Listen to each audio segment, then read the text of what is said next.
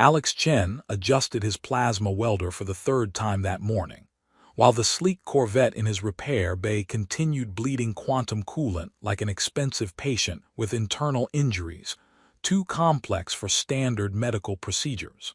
Nexus Station Omega hummed around him with the constant activity of neutral territory, where asking too many questions about passengers' backgrounds was considered bad for business and potentially hazardous for continued existence in the border zones. The station floated in contested space between human territories and the vast Zephyrian Empire, serving as a haven for refugees, traders, and anyone else seeking to avoid governmental attention, while conducting business that official channels couldn't or wouldn't accommodate. Alex's workshop occupied a converted cargo bay, where he performed daily miracles of mechanical resurrection on vessels that arrived damaged by everything from cosmic radiation to military-grade weapons fire. Quantum core instability at 73%, he muttered to his diagnostic equipment, which cheerfully reported catastrophic system failures while the ship somehow continued maintaining minimal life support. Navigation array destroyed, hull integrity compromised in 14 locations, and whatever hit this thing was definitely not interested in taking prisoners. The Corvette's elegant design suggested advanced Zephyrian engineering, though its identifying markers had been deliberately obscured through methods that required either professional expertise or desperate creativity. The damage patterns indicated recent combat involving forces equipped with the kind of firepower that governments deployed when they were seriously committed to stopping someone permanently. His unconscious client remained in the ship's medical bay, wrapped in healing pods that suggested injuries severe enough to kill most people, while somehow maintaining the vital signs of someone with remarkable physical resilience. The medical readings indicated Zephyrian physiology, though the life support system seemed calibrated for someone of unusual biological significance. "Let's see what we're working with," Alex said to the empty bay, while his scanner provided helpful suggestions about immediate evacuation and calling for hazardous materials specialists who probably didn't exist within 3-star systems. Quantum drive partially functional, structural integrity held together by luck and engineering that exceeds manufacturer specifications. The repair work required components that weren't exactly available through standard supply channels, forcing Alex to improvise solutions using salvaged parts and creative engineering approaches that turned theoretical limitations into practical suggestions. His reputation for impossible repairs had spread through the frontier community, attracting customers who'd been turned away by certified technicians with more sense than curiosity. As he worked deeper into the ship systems, Alex discovered that the quantum core contained more than simple propulsion technology. Embedded within its crystalline matrix were command authorization tokens and governmental access codes that suggested his unconscious passenger might be considerably more important than a warrior fleeing from recent combat. "Well, that's interesting," he observed while reviewing data structures that exceeded anything in his technical manuals. "These aren't standard military codes. This is governmental-level authorization, the kind they use for people who make decisions affecting entire star systems."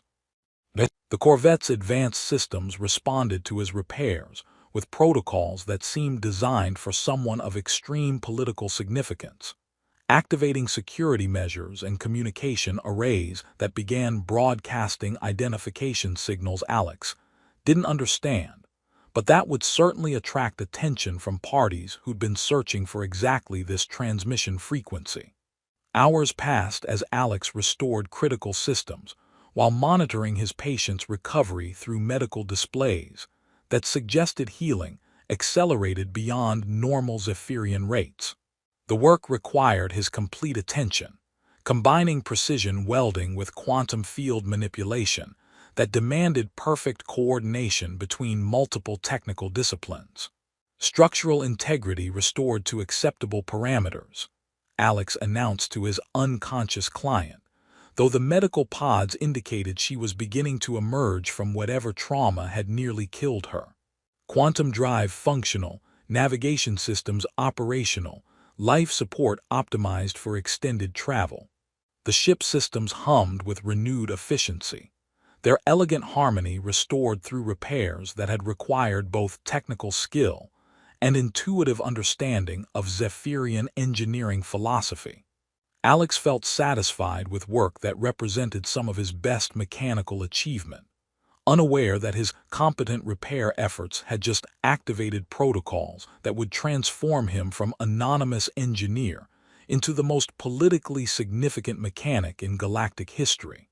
His tablet chimed softly with notifications suggesting the ship's restored systems had begun registering his repairs through ceremonial programs he didn't recognize, while somewhere in the depths of Zephyrian governmental machinery, ancient honor protocols activated with the quiet efficiency of technology that had been waiting years for someone to accidentally trigger imperial restoration mechanisms designed for entirely different purposes.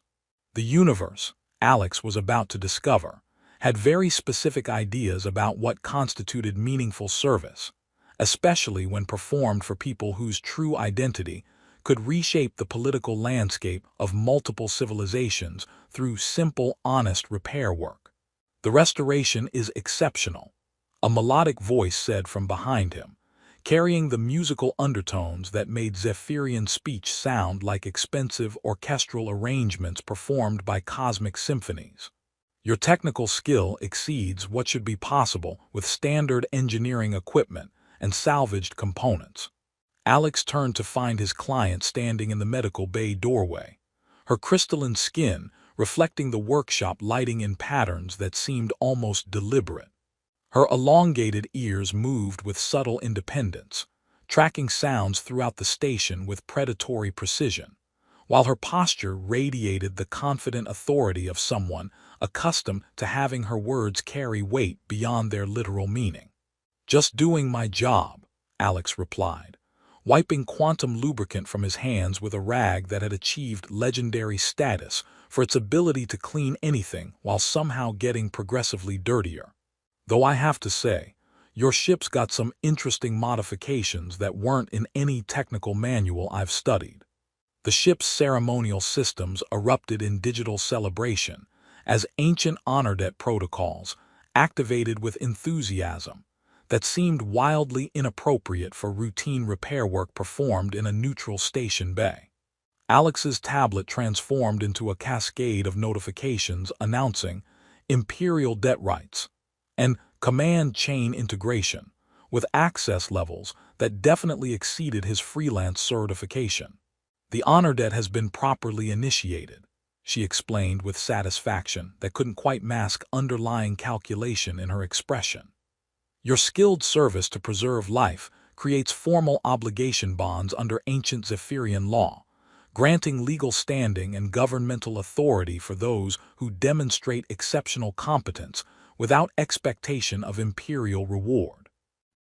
Alex's security clearance expanded instantly to include imperial logistics databases that had been classified beyond his imagination, while his client gained access to station engineering networks revealing systematic manipulation of civilian vessel maintenance schedules.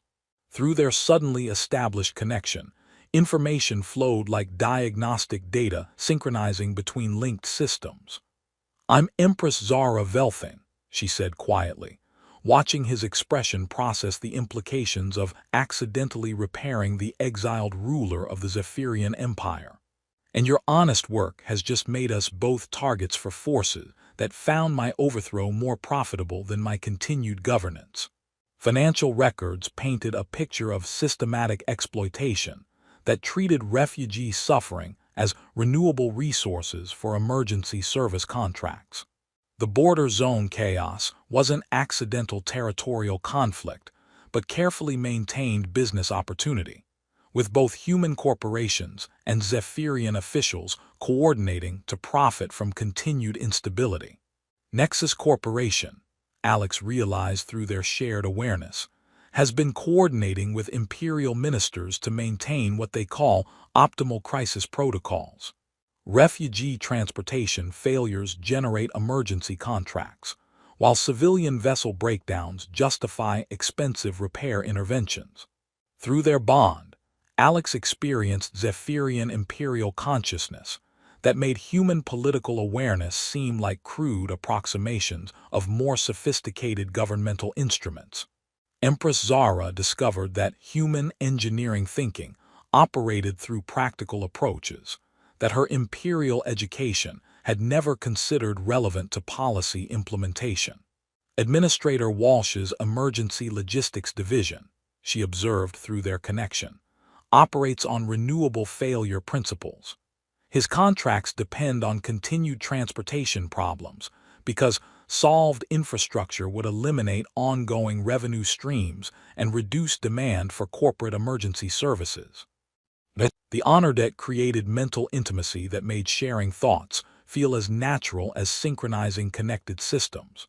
Though Alex's human tendency toward direct problem-solving seemed to fascinate someone whose imperial training had emphasized theoretical governance frameworks rather than hands-on technical solutions. Evidence accumulated revealing that the Empress's exile had been orchestrated by officials who found her commitment to honest governance inconvenient for their profitable arrangements. Refugee crises weren't accidental humanitarian disasters, but calculated business opportunities, with both species' welfare sacrificed for contractor profits measured in quarterly revenue reports. Minister Vorkith's infrastructure company, Alex discovered through their investigation, coordinates with Nexus Corporation to create artificial crisis cycles. Transportation failures generate repair contracts, while refugee dependency justifies expensive emergency management services that somehow never quite solve underlying problems. The station's neutral activity continued around them with mechanical precision that couldn't quite mask underlying surveillance from multiple interested parties. Both Nexus Corporation security forces and what Alex now realized were probably imperial assassins in civilian clothing had begun subtle repositioning that suggested preparation for operations they hoped to complete before honor debt protection could threaten profitable arrangements. The debt protection, Empress Zara explained quietly, creates ceremonial immunity that prevents direct action against us while we investigate. Ancient Zephyrian law recognizes service bonds as creating sacred obligation to protect those who demonstrate skill and honor without expectation of political advancement. Their shared awareness revealed suspicious coordination between human emergency contractors and Zephyrian logistics companies, all carefully structured to benefit from continued civilian transportation problems. Ship failures weren't random mechanical breakdowns, but calculated profit optimization, with refugee safety measured against corporate earnings rather than humanitarian responsibility. Alex's achievement notifications had progressed to Level 1, accidentally bonded to exiled Empress, with helpful cultural notes about imperial debt customs that included formal recognition ceremonies and permanent integration into governmental protection systems that made human business contracts seem remarkably limited by comparison. External surveillance increased as their reunion attracted attention from conspiracy beneficiaries, who seemed remarkably well informed about activities in supposedly neutral territory. Both human and Zephyrian forces began positioning themselves with movements that suggested coordinated planning between supposed enemies. The corporate deadline, Empress Zara noted with growing urgency, approaches through channels that affect emergency service contracts. If our investigation becomes public knowledge before we expose those who profit from refugee suffering, various factions will move to eliminate evidence and witnesses, who threaten arrangements built on systematic humanitarian exploitation. The weight of cosmic decision settled around them like gravity remembering its imperial responsibilities, while millions of refugees waited in camps that could become permanent communities if corporations weren't generating billions from keeping them temporary and dependent on emergency services that served shareholders rather than displaced families. The honor debts integration protocols transformed Alex and Empress Zara's connection into something resembling a two-person imperial intelligence agency specializing in corporate humanitarian crimes, complete with shared consciousness that made processing corruption data feel like collaborative engineering between someone who understood how refugee support systems were supposed to work and someone who understood how power structures were designed to protect people, but had been perverted into profit generation mechanisms. Their combined awareness flowed like synchronized diagnostic systems, allowing them to examine evidence with human technical precision and Zephyrian imperial authority. Administrator Walsh's emergency logistics protocols, Empress Zara observed through their link, demonstrate remarkable creativity in crisis engineering.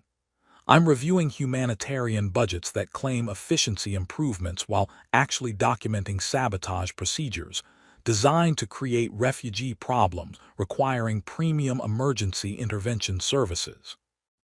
Alex felt their awareness merging in ways that made distinguishing between his thoughts and hers an increasingly academic exercise. The evidence revealed systematic coordination that extended far beyond simple profiteering. Civilian vessels had been deliberately compromised through software updates that introduced transportation failures. Refugee camps had been designed to remain temporary while generating ongoing management contracts.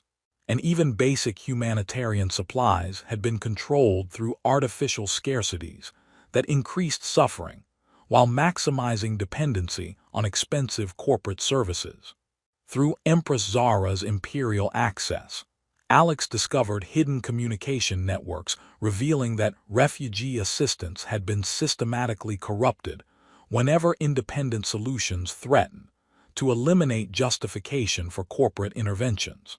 The humanitarian crisis wasn't accidental displacement, but carefully maintained business opportunity, with both species refugee welfare sacrificed for contractor profits.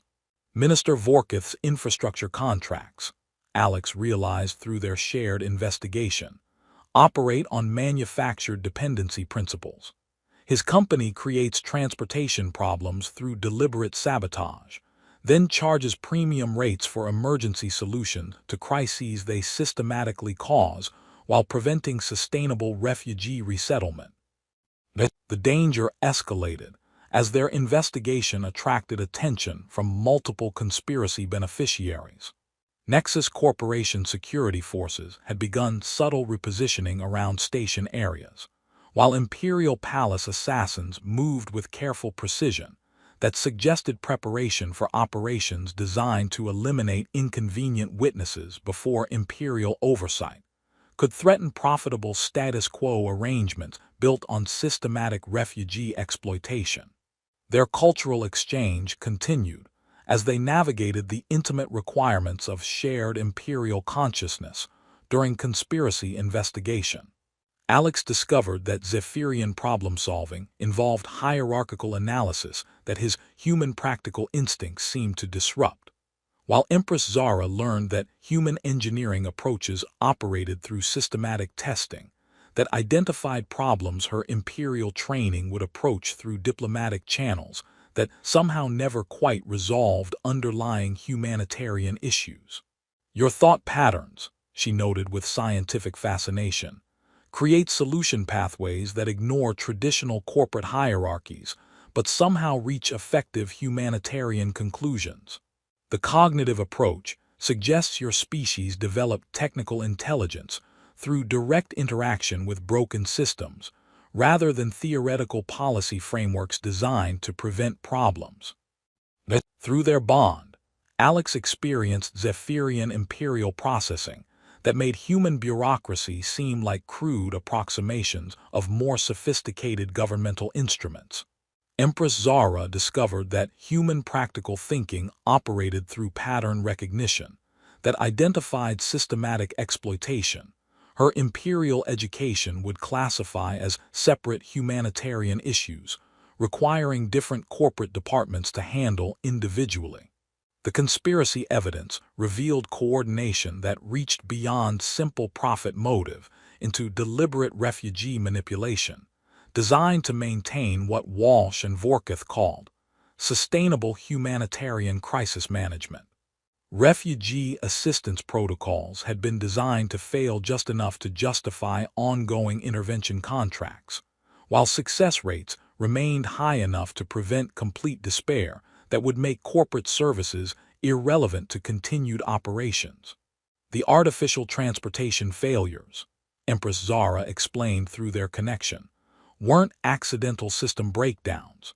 Civilian vessel problems were coordinated to create dependency that increased emergency response requirements while generating revenue for repair services, evacuation assistance, and extended refugee management contracts that somehow never quite established permanent communities. External surveillance increased as both human and Zephyrian forces prepared for corporate deadline operations. Through their shared awareness, they tracked movement patterns that suggested coordinated planning between supposed humanitarian competitors. Through their investigation, they'd uncovered evidence that refugee assistance had been deliberately corrupted to generate ongoing revenue for corporate service providers, while sustainable resettlement solutions had been blocked through regulatory requirements that served no purpose except maintaining profitable refugee dependency that affected millions of families seeking permanent homes. I should mention, Alex admitted through their connection, that accidentally bonding with exiled alien empresses during routine repairs wasn't covered in engineering training. My preparation focused more on fixing broken ships and troubleshooting technical problems, not on exposing interstellar humanitarian conspiracies through imperial honor ceremonies. Her mental laughter rippled through their shared consciousness like harmonic resonance in perfectly calibrated quantum fields. Imperial education includes extensive coverage of honor debt traditions, but mostly as ceremonial procedures for planned political service recognition. No one expected them to activate through genuine human competence expressed during imperial crisis, involving refugee system corruption. The corporate deadline announcement echoed through station communications, while millions of refugees continued depending on assistance systems that had been corrupted into profit generation mechanisms.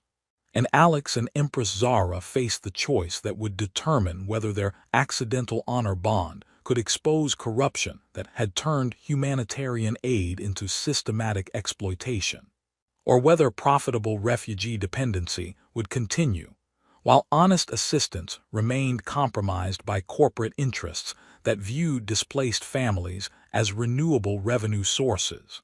The corporate elimination deadline approached with the weight of humanitarian destiny, painting the station corridors in emergency lighting that Alex's exhausted consciousness could only describe as the official color of systematic refugee exploitation reaching its moment of exposure truth. His caffeine withdrawal had achieved philosophical dimensions, manifesting as what felt like his neurons conducting a technical symposium about the cosmic significance of accidentally bonding with exiled alien empresses through competent repair work and honest mechanical service. Your species' stimulant dependencies, Empress Zara observed through their bond, her mental voice carrying what had become familiar affection mixed with imperial curiosity, create fascinating technical resonance patterns. I'm experiencing sympathetic cravings for something you call emergency engineering fuel, which sounds either deeply practical or mildly hazardous for long-term cognitive function. The morning confrontation convened in the station's central assembly area, where Nexus Corporation representatives and Imperial loyalists gathered with expressions suggesting they were witnessing either revolutionary humanitarian breakthrough or spectacular interspecies corporate disaster.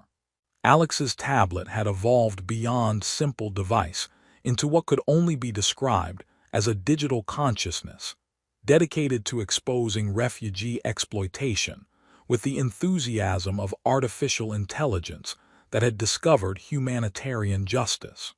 Administrator Walsh rose with theatrical precision that suggested considerable preparation for this exact confrontation.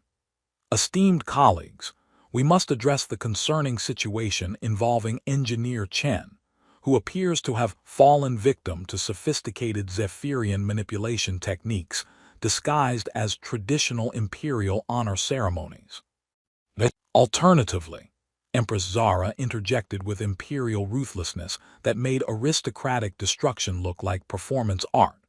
We address systematic conspiracy between Nexus Corporation and Zephyrian officials to maintain profitable refugee exploitation through coordinated humanitarian sabotage and deliberate assistance corruption. The evidence cascaded across the Assembly's display systems like digital humanitarian revelation, overwhelming damage control efforts with sheer volume of undeniable proof. Financial records revealed Walsh's logistics division receiving payments coordinated with Vorkith's Infrastructure Corporation, all carefully timed around refugee crises that maximized emergency service contracts while preventing sustainable resettlement that would eliminate ongoing revenue streams. The transportation failures, Alex explained to the increasingly pale-faced assembly, were artificially maintained through coordinated sabotage and system compromises. Refugee vessels weren't failing due to normal wear, but profit optimization algorithms designed to extend emergency service contracts, while preventing reliable transportation that would reduce dependency on expensive intervention services. Communication logs showed suspicious coordination between supposed humanitarian competitors, revealing that refugee assistance protocols had been deliberately designed to fail at precisely the rate that justified ongoing intervention contracts without triggering complete system replacement. Documentation proved that artificial problems had been created through systematic resource control, generating humanitarian crises that required expensive emergency responses instead of sustainable resettlement systems. Minister Vorkith's supporters launched their prepared counterattack, claiming human corporate manipulation had compromised the Empress through species-specific imperial warfare techniques designed to exploit Zephyrian honor traditions for humanitarian advantage. Their arguments evaporated like morning mist when evidence revealed Vorkith's personal financial stakes in continued refugee dependency, with infrastructure contracts that somehow never quite completed their resettlement projects, requiring endless additional funding cycles that coincidentally aligned with refugee transportation failures. The assassination attempt unfolded exactly as their shared awareness had predicted, with explosives targeting refugee quarters while both Nexus Corporation mercenaries and Imperial separatists blamed each other for coordinated attacks designed to eliminate the surviving Empress and justify permanent corporate management of refugee services. Alex and Empress Zara's mental connection allowed them to anticipate and expose the false flag operation in real time, broadcasting intercepted communications that proved both attacks originated from the same conspiracy designed to maintain profitable humanitarian chaos. Distinguished delegates, Empress Zara announced with crystalline authority that made the assembly area feel like the humanitarian center of the universe. I invoke the right of imperial restoration under honor debt law. The evidence we present will be broadcast simultaneously to all government databases, refugee advocacy networks, and public humanitarian information systems across both civilizations. The moment of cosmic choice arrived with gravitational weight that seemed to bend space around their decision. Empress Zara could use their bond to restore her reign and broadcast the evidence that would expose Nexus Corporation's systematic exploitation of refugee populations, permanently binding their lives together while revolutionizing humanitarian assistance. Or she could preserve Alex's anonymity, while allowing systematic exploitation to continue and risking that the empire's continued instability would enable even more aggressive corporate control. "Alex Chen," she said, her voice carrying across the assembly with absolute certainty, "your skilled service to preserve life represents the finest qualities of honest human work. I choose to honor that integrity with permanent commitment and humanitarian justice." "I accept the imperial restoration," Alex replied, understanding that honest repair work had transformed him from an anonymous mechanic trying to fix broken ships into someone willing to challenge the institutional corruption that had been systematically breaking refugee support systems for corporate profit. "Let the evidence reach everyone who needs genuine assistance." The quantum broadcast engaged with harmonic resonance that felt like the universe taking a collective sigh of humanitarian relief. Their compiled evidence streamed simultaneously to every accessible database, overwhelming corporate damage control with the volume of undeniable documentation. The systematic exploitation died in real time as truth spread faster than any corporate spin could contain. Refugee assistance systems opened to honest operation within hours as artificial barriers dissolved under public scrutiny. Transportation was restored as breakdown protocols evaporated once their profit motive disappeared. Humanitarian services that had been mysteriously inadequate for years suddenly discovered effective assistance when corporate pricing structures collapsed under transparency requirements.